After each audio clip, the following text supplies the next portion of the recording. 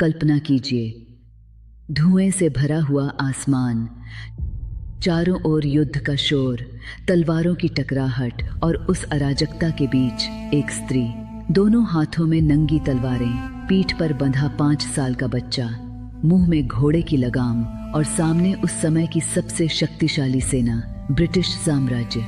आपने फिल्में देखी होंगी, आपने किस्से सुने होंगे, लेकिन जो आप अगले कुछ मिनटों में सुनने वाले हैं वह किसी फिल्म की कहानी नहीं है। यह भारत का इतिहास है।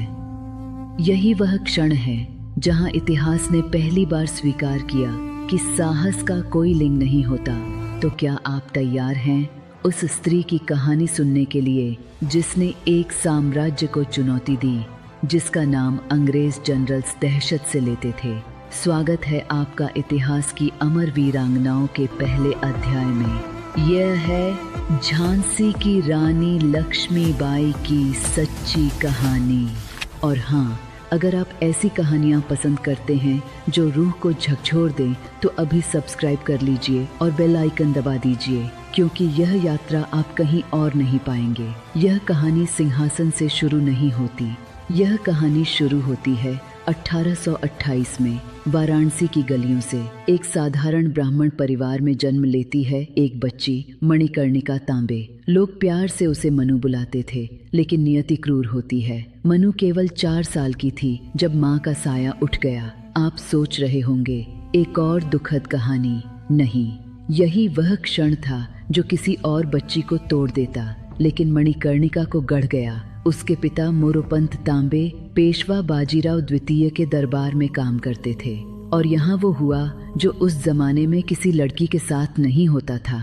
पिता ने अपनी बेटी को वह दिया जो उस समय स्त्रियों को नहीं दिया जाता था: स्वतंत्रता, शिक्षा, आत्मविश्वास। मनु घुड़सवारी सीखती है, मल्लखंभ करती है, तलवार चलाती है, कुश्ती लड़ती है। वह लड़कों के साथ नहीं बल्कि उनसे आगे निकलकर खेलती है। पुणे के पेशवा दरबार में लोग उसे लड़की नहीं, तूफान कहते थे।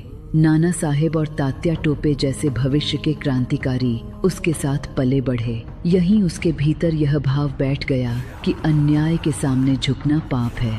लेकिन किस्मत की पहली परीक्षा अब भी बाकी थी। उसी समय भारत के एक छोटे लेकिन रणनीतिक राज्य झांसी में महाराज गंगाधर राव नेवालकर एक गहरी चिंता से जूझ रहे थे। वे निसंतान थे और अंग्रेजों की नीति साफ थी: जिस राजा का उत्तराधिकारी नहीं, उसका राज्य हमारा। यह था डॉक्ट्रिन ऑफ लैप्स, हड़प की नीति। एक एक करके भारत के राज्य निगले जा रहे थे। महाराज जानते थे उन्हें केवल पत्नी नहीं चाहिए, उन्हें एक ऐसी रानी चाहिए जो संकट में राज्य को थाम सके। तभी पेशवा दरबार से यह खबर पहुंची, एक युवती है जो तलवार भी चलाती है और निर्णय भी। 1842 में मणिकर्णिका को झांसी बुलाया गया। दरबार में खड़ी वह लड़की न डरी न झुकी। उसकी आंखों में था आत्मविश्वास, आवाज में थी स्पष्टता। महाराज ने समझ लिया, यह विवाह सौंदर्य का नहीं, योग्यता का चयन है। और इस तरह मणिकर्णिका बनी झांसी की रानी लक्ष्मीबाई। क्या आप जानते हैं कि लक्ष्मीबाई विवाह के बाद भी पर्दे में नहीं रहीं? वे रोज शस्त्र अभ्यास करती थीं, सेना की तैयारियां देखती थीं, राजकाज में भाग लेती थीं। एक बार महाराज ने कहा, अब तलवार की आवश्यकता नहीं।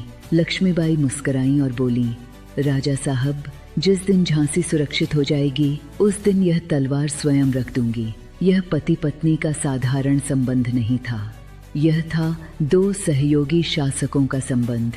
वे राजनीति पर चर्चा करते, अंग्रेजों की चालों पर बात करते, राज्य की सुरक्षा की योजना बनाते। महाराज जानते थे यह स्त्री केवल रानी नहीं, झांसी की ढाल है। लेकिन फिर आई वो रात जिसने सब बदल दिया। 1849 में लक्ष्मीबाई मां बनी। पूरी झांसी में खुशियां छा गईं। लेकिन दोस्तों, नियति ने फिर परीक्षा ली। उनका शिशु केवल 4 महीने जीवित रहा।